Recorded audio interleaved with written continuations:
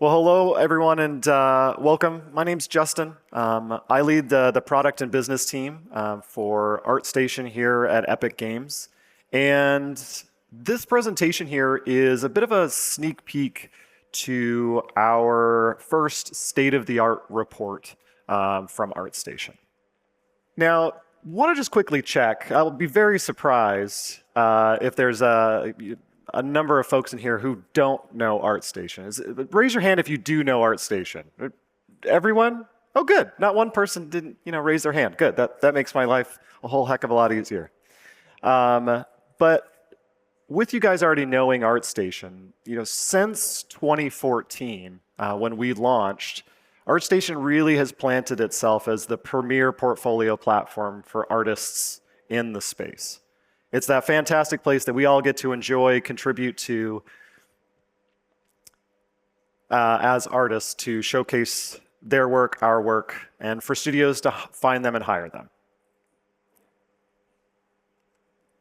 And in that time, we have amassed a whole ton of users on the platform, a whole host of content on the platform. Since then, we've grown to a little over 10.5 million registered users that are commenting, engaging, liking, following artists. And they're contributing and being a part of a community of 1.2 million artist portfolios, professional artist portfolios on the platform.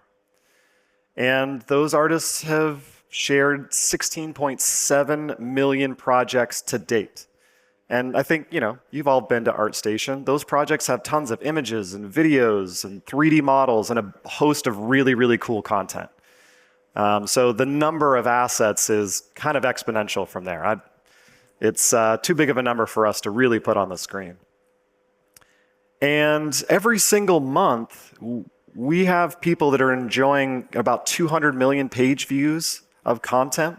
By about 5 to 6 million on average every single month in terms of unique folks coming.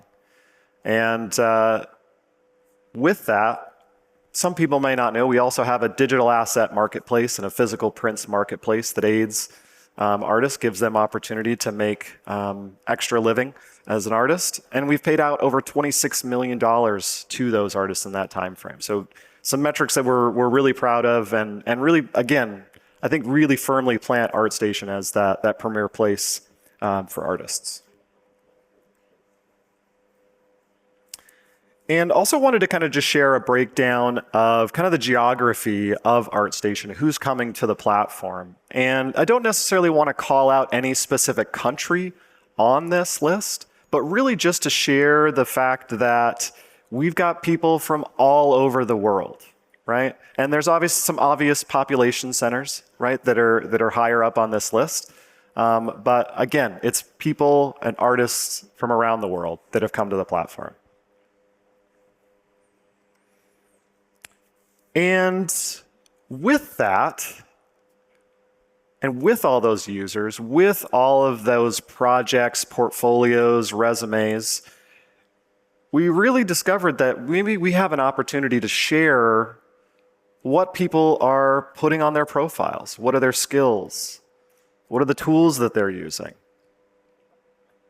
We really wanted to kind of share some of that. And a small little anecdote here is, we've actually shared some of these data points at various different events or with customers, with various different people over the years. And when we do, they pull out their phones and they take pictures of these charts. Like almost every single time. And where people are asking us, can I get a PDF of that chart? I want to share it with my class, or I want to show it to my colleagues. And so I think between those two things, it was like, what? Maybe we just make a whole presentation and report on that. And so again, to reiterate, we want to share a preview of kind of the full report that we're going to be releasing in a few weeks. So there are two main data sources that we have for our state-of-the-art report. So one, we did a survey out to our user base. Some of you may have participated on that. There was a little little pop-up on ArtStation to take our survey.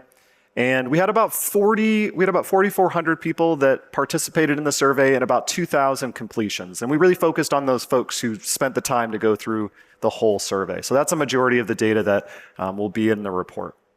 It was a combination, multiple choice questions throughout. We didn't do open text just due to some various privacy concerns around it, but we do want to look at that possibly in the future for future state-of-the-art reports.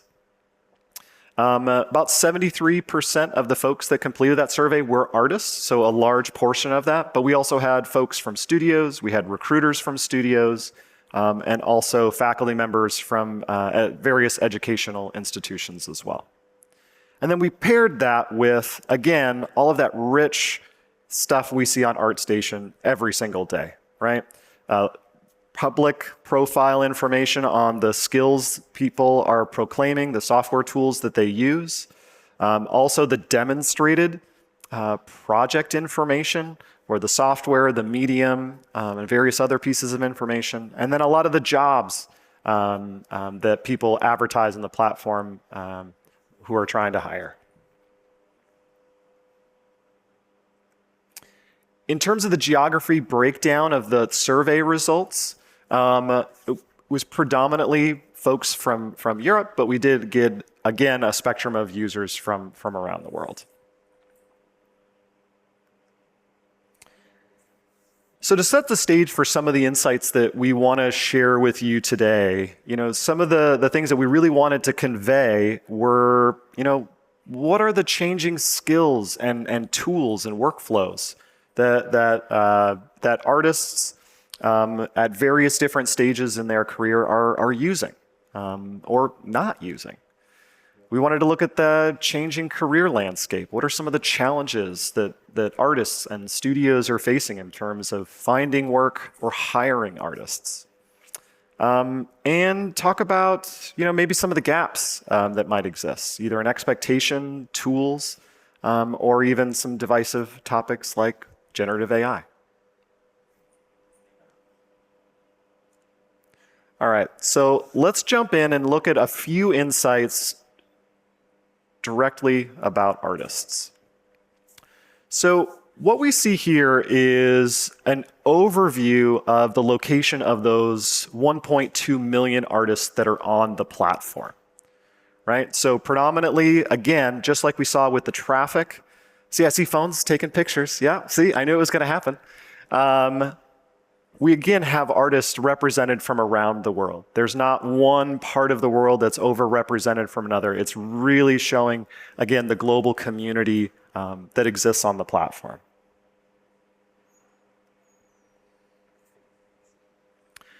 And what we're showing here is an overview of the proclaimed skills of users on the platform, and we've broken it out in what we saw at the beginning of 2024 and the beginning of 2025. Now, if you've been on ArtStation a long time, you probably know that we really started heavily focused on the concept art community, illustration community. But over time, it's really grown to accommodate artists of every type in our industry and in our space. And it's really, I was actually talking to someone earlier today, what we see today is a mix of, dominantly 3D, but also dominantly 2D as well. So it's a great mix. But what we are seeing is that 3D modeling has been a skill that's been growing quite rapidly. Artists are adding this to their skills, adding this to their repertoire.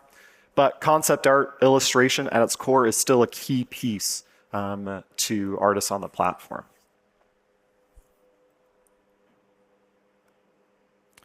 And an overview, just kind of looking at just kind of the past year, would have been the more popular skills that artists have been working on and adding to their repertoire is, again, 3D modeling. It's the biggest thing that's on here. But again, concept art, illustration, some of those 2D skills are still very, very valuable and obviously in demand. On the student side of it, it's honestly not too different, other than 3D modeling is kind of at the core with students. Now, our student population on ArtStation is not the biggest. We're working to grow that and create some more opportunities for students to proclaim kind of where they're at in their career. But these are at least the students that are attached to the educational institutions that participate on ArtStation.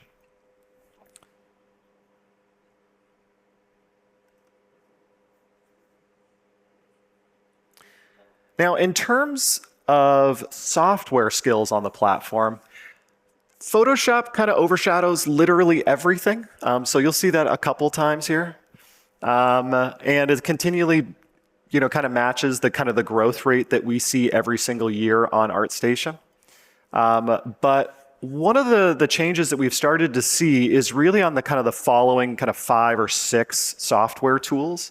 As there's been some kind of changes in places in terms of kind of dominance. Blender last year kind of took the top spot as far as the top 3D tool and one of the faster growing 3D tools on the platform. Substance Painter is another one that's really grown in its dominance as well on our platform.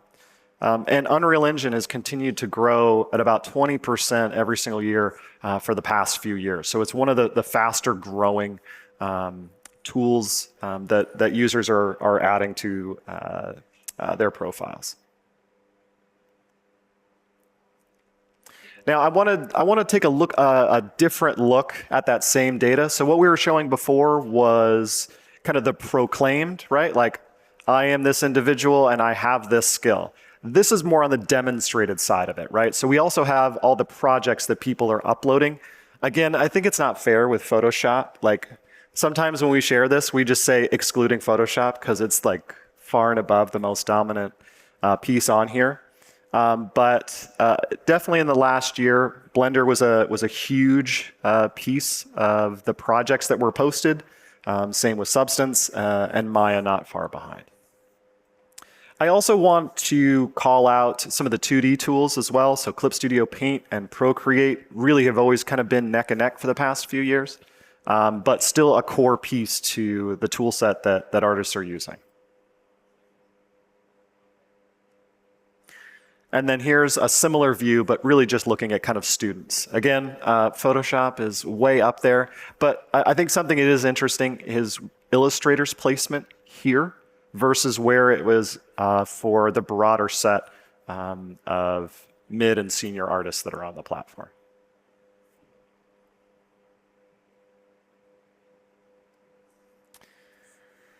So with this, one of the questions that we asked in our survey is, why are you changing the tools that you're using? What are the top reasons for it? And throughout this presentation, we'll kind of show some of these types of questions of kind of priority. For this one specifically, we did want to kind of share kind of the weighting on this and not just something ordered because of the large delta that existed. Cost and pricing or pricing changes by far and above are the #1 reasons why we're seeing, or at least what artists have told us, they're changing the tools that they're using. Some of the other top reasons are going to be just trying to find a better alternative. We all know tools change or upgrade over time. Licensing issues, right? I think we've all kind of seen a lot of that in the market, right? But also trying to find tools from companies that align with their principles and or might be changing because of some of the ethical concerns they may have with a company.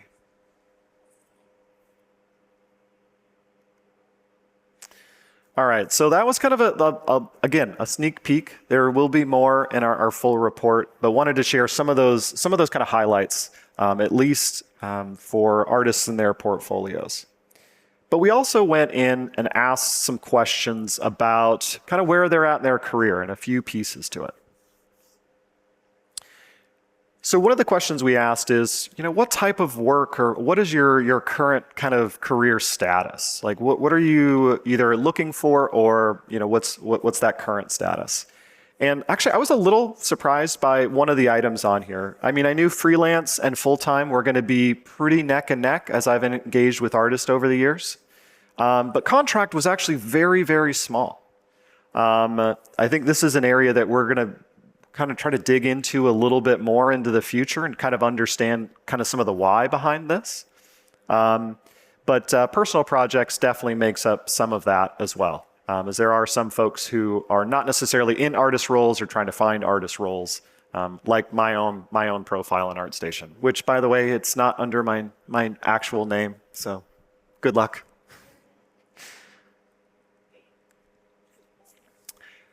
We also asked some questions about what were some of the biggest challenges in your career and growth for your career. I'm not going to read off all these on every single slide, but I will just call out, some of those top ones around inconsistent income. Some of these things, kind of click and make sense and are obvious. But, some of the other struggles are going to be, how do you market yourself? What are the things you need to do to kind of set yourself apart? But then also, how do you get discovered, right? So one is pushing yourself out there, but then how do people find you? And are you doing the right things?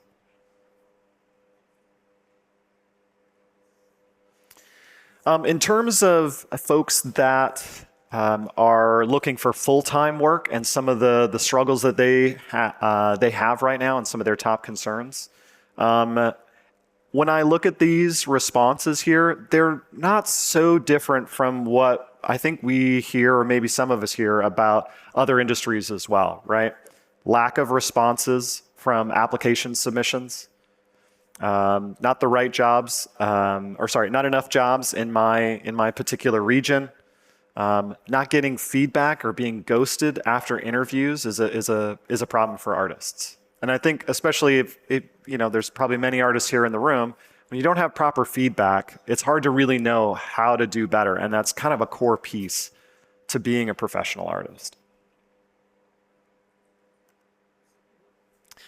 And on the freelance side of things, we also wanted to kind of understand how freelancers are finding work as well, and some of the dominant ways. The top ones here, I think, are probably not too much of a surprise, but personal and professional referrals, right? Your network, events like this are going to be key to that. But I was a little bit surprised by just direct outreach, and some of those cold emails actually are a big piece to people actually finding work. I found that a little bit interesting. I thought that was going to be a bit lower.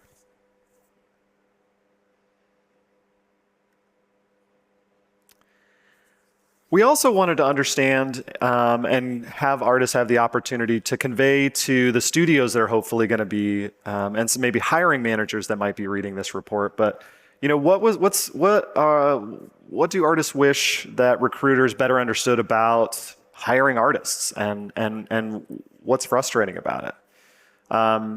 The first one here I've heard from artists quite a bit, that portfolios are more important than a CV, right? Just a list of where you worked, your titles, and what you've achieved is one thing, but showing what you did and how you got there are definitely the most important.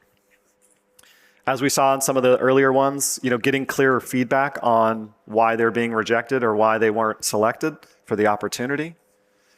And I think this is something we see definitely in the games industry a lot, but formal education or big AAA names on your resume isn't everything, right?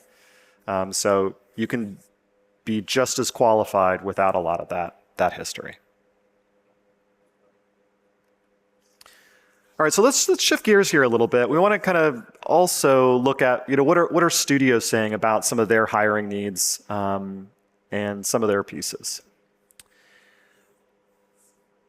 We went out and asked our studio leads, our hiring managers at studios and art directors, but also dedicated recruiters, what were the types of roles they are hiring for and have been hiring for in the past year, just to kind of get a sense if the skill changes that we're seeing on the platform, how that might correlate how that might match up to the top jobs on there.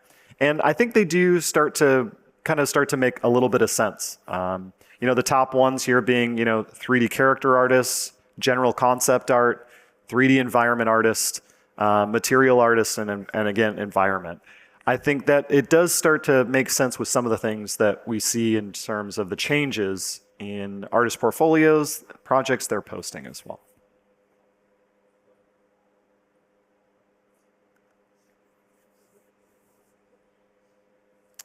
In terms of what studios are hiring for, I think this is one, as I mentioned before, we also asked about, what artists are, what their status is, what they're kind of looking for.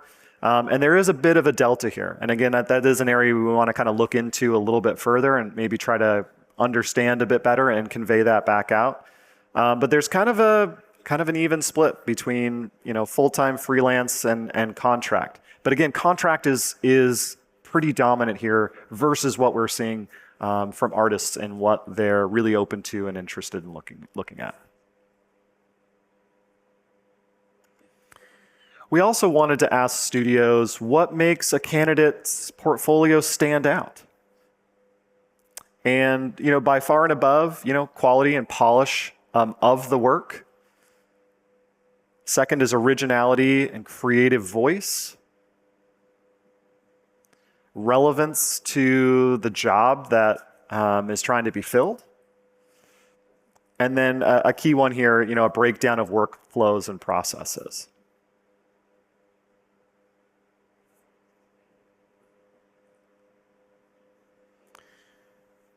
In terms of some of the gaps, we asked that question of studio. What do when you don't select some? What are some of the top reasons why? The main one is just missing technical skills or workflows, not enough professional polish on that portfolio. Some weak fundamentals, and actually I want you to remember that one because I think there's some key things later on in this presentation that'll have that make a little bit more sense. And then just ultimately, unrealistic scope or focus in their portfolio.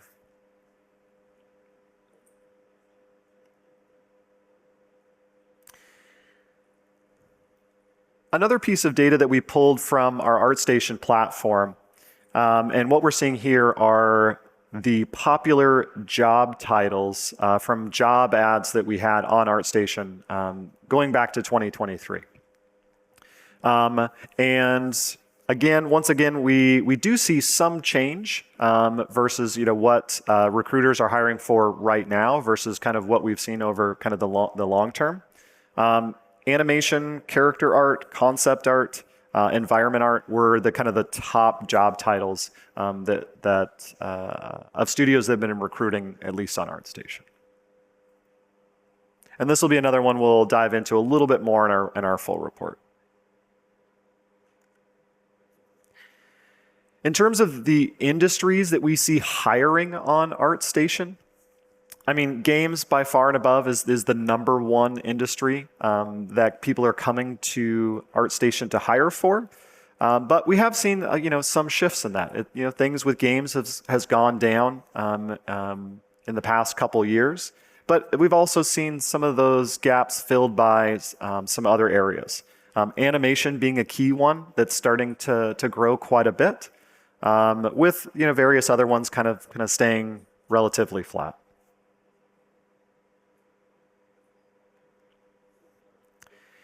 In terms of the top software skills that are represented in the job postings that have been on ArtStation, there's been some fluctuation in the top tools, but not a ton. Noteworthy, Blender has really been on the rise lately. Also, Unreal Engine has also continued to grow during that time frame. Photoshop not as high on this list. Just note for any artists in the rooms. It's not the biggest one.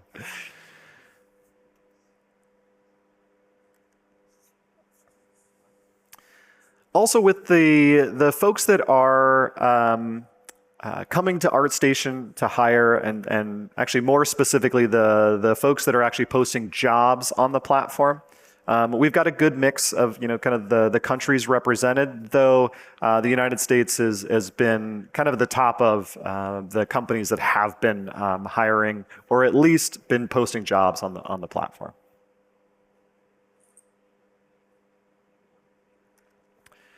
Another metric that I wanted to add here was what we see in terms of remote versus on-site. There's been a lot of companies more broadly, just globally that are going are eliminating remote work, or they're going back to on-site. And in terms of what we've seen with our job postings and the companies that are doing recruiting on ArtStation, they actually haven't deviated really back to being on-site. And the trend continues of more remote work versus on-site. But it's really kind of started to stay pretty steady in terms of that. At least, again, we're high on the game side of things, but in our industry, that's what we see. Okay, let's talk a little bit about generative AI. I love this image. Thank you, Sierra. All right, so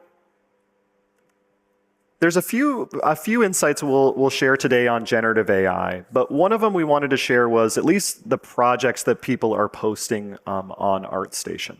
Now, earlier on in the presentation, we talked about what were some of the top skills, but also some of the top projects that were posted. Generative AI doesn't even really make it onto that list because it is still a very small subset of what does get shared on the platform. At the beginning of January 2024, or sorry, the beginning of 2024, we had just under 100,000 projects on the platform that were tagged with generative AI tools.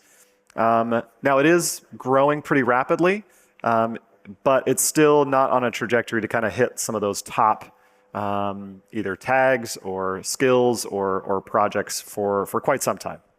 But it did grow almost 70% in a year's time frame. So there are more artists that are starting to use them. And in terms of what generative AI tools that we're seeing tagged currently, and we're constantly monitoring this, but Midjourney and Stable Diffusion are definitely the top ones. Dolly pretty far behind that. And then in the other category, there's about 15 other generative AI tools that kind of make up that mix.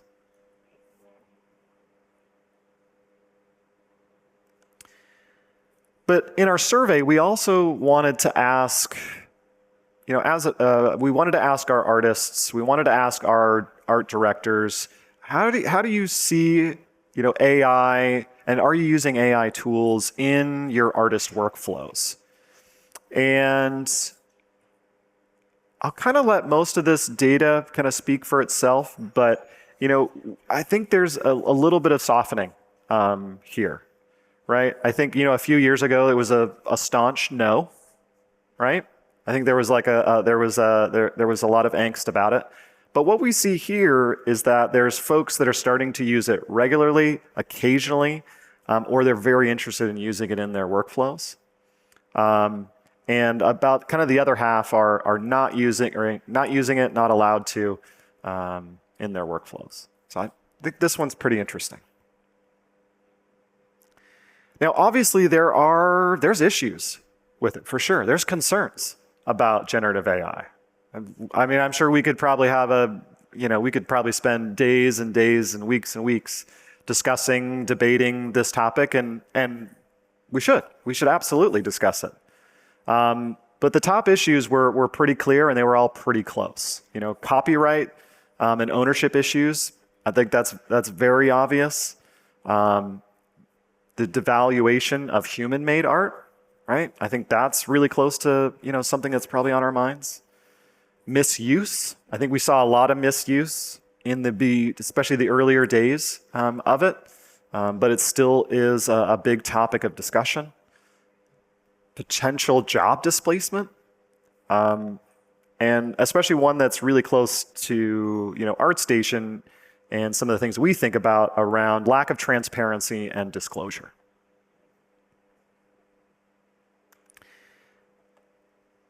But we also didn't want to ask just artists. We also wanted to find out from schools and educators how they're seeing this. What is the next generation of artists that are going to be in our space or just coming into the industry? What does that world start to look like? So we asked questions of educators, what their institution stance is of generative AI tools by their students. And, again, we have some it's kind of mixed. It's not definitely leaning one way or another at this point. With, in some institutions, allowing it for exploration or allowed with disclosure versus not allowed, or, there's not a policy to allow it. And in terms of, the folks, or in terms of it being in curriculum, it's still dominantly, it's not necessarily part of the curriculum, but it is starting to for some, where it's part of coursework or they've got it in some of their workshops. But educators also have some concerns about this. Now, back on the studio slides, there was something about, weak fundamentals, right? And one of the top concerns of educators is students relying too heavily on AI instead of building core skills. So I think this is definitely something that, we're going to be watching, but I think is definitely something as any of us are mentoring, junior artists, for them to make sure that they've got really good core skills, right? AI doesn't displace creativity, right? And at the core, you still got to be a good artist. But like we saw from the other artists, ethical concerns around copyright and data usage, difficulty assessing original work versus AI work, and then a lack of clear guidelines or policies for responsible use. So,